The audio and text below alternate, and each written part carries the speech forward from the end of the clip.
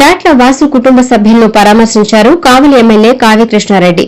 కావలి మండలం సార్వాయిపాళెం పంచాయతీ తాగేటివారిపాళెంకు చెందిన టీడీపీ కార్యకర్త చాట్ల వాసు ఇటీవల మృతి చెందిన విషయం తెలిసిందే.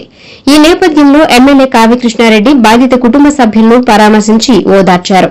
తన భర్తను దారుణంగా హత్య చేశారని ఎమ్మెల్యే వద్ద కన్నీటి పర్యంతమైంది చాట్ల వాసు భార్య.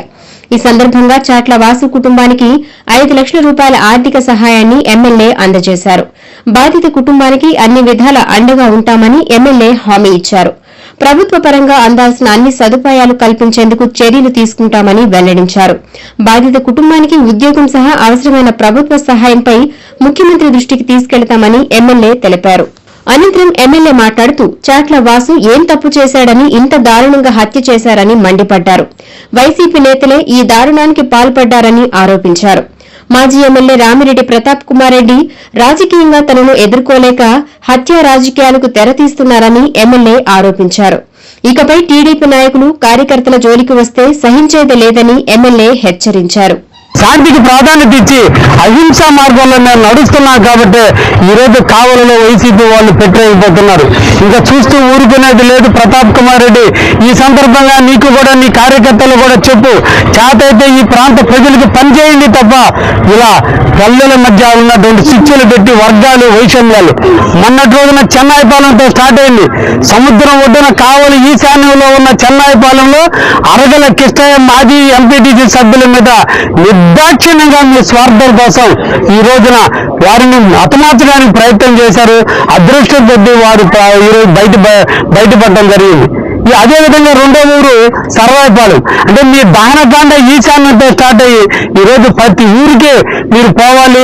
రాబోయే ఎన్నికల నాటికి గ్రామాలన్నీ కూడా విచ్ఛిన్నం చేసి వర్గాలుగా విభజించాలని ప్రయత్నాన్ని తిప్పిపడతామనే విషయాన్ని కూడా మీకు తెలియజేస్తూ కావలిని ప్రశాంతంగా ఉంచాల్సినటువంటి అవసరం ఎంతైనా ఉంది. కాబట్టి ఈరోజు ఆ కుటుంబ సభ్యులు కానీ ఆ కుటుంబ సభ్యుల యొక్క బంధువులను కూడా మీరు సమన్వయం పాటించండి, ఆ కుటుంబానికి అండగా ఉండండి అని చెప్పి ఈ రోజున వారికి కూడా మేము అందరం కూడా తెలియజేయడం జరిగింది. ఈ సందర్భంగా వారు మా తెలుగుదేశం పార్టీకి సంబంధించిన సానుభూతి పరుడు కాబట్టి, రెండోది పార్టీతో సంబంధం లేకుండా కూడా ఈ నియోజకవర్గంలో ఒక కుటుంబం బిడ్డను కోల్పోయి రోడ్డును పడింది. వైసీపీ మోకలు చేసిన దౌర్జన్యానికి ఒక కుటుంబం రోడ్డును పడింది. కాబట్టి ఈ రోజున మా కావలి తెలుగుదేశం పార్టీ ఆ కుటుంబానికి అండగా ఉండేందుకు ఈరోజు 5 లక్షల రూపాయలు తెలుగుదేశం పార్టీ తరఫున ఆ కుటుంబానికి కూడా ఇప్పుడు నేను అందించడం జరిగింది. అదేవిధంగా ఆ కుటుంబానికి ప్రభుత్వం అండగా ఉంటుంది. ఈ విషయాన్ని ముఖ్యమంత్రి దృష్టికి తీసుకెళ్లి ఆ కుటుంబానికి రావాల్సినటువంటి అన్ని సదుపాయాలు కల్పించడంలో కానీ, ఆ బిడ్డకు ఉద్యోగాన్ని కల్పించే విషయంలో కానీ, ఆ బిడ్డకు రావాల్సినటువంటి ప్రభుత్వ నిధులు ఏవైతే ఉన్నా వాటిని రప్పించే దాంట్లో కానీ అన్నింటిలో కూడా కావలి తెలుగుదేశం పార్టీ అండగా ఉంటుందని, ఆ కుటుంబానికి నిండు ధైర్యంగా ఉండాలని, మనోనిద్రతో బతకాలని, ఆ దేవుని కూడా ఆ కుటుంబాన్ని చల్లగా ఉండాలని, 9 నెలల బిడ్డని కోల్పోయినటువంటి ఆ తల్లి ఆవేదన, నిండు 30 సంవత్సరాలు 32 సంవత్సరాల బిడ్డను కోల్పోయినటువంటి తల్లి ఆవేదన వైఎస్ఆర్సీపీ కుటుంబానికి దహనమై కాలుస్తుందని కూడా ఈ సందర్భంగా తెలియజేస్తున్నా. ఎందుకంటే ఇది మంచి పద్ధతి కాదు, ప్రజల్ని హింసించడం మంచి పద్ధతి కాదు.